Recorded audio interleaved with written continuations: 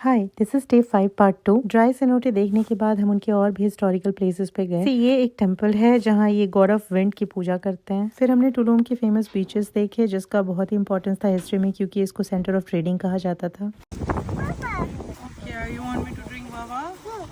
फिर 1 घंटे पैदल चल कर नीचे उतरने के बाद हमने देखा कॉफी बनाने की पूरे प्रोसेस को। फिर सोचा हमें कॉफी तो बाहर से ही खरीदनी है तो टाइम क्यों वेस्ट कर रहे हैं, तो हम निकल लिए वहाँ से। और फिर हमने टाइम पास किया क्योंकि हमारे फ्रेंड्स शॉपिंग के लिए गए थे।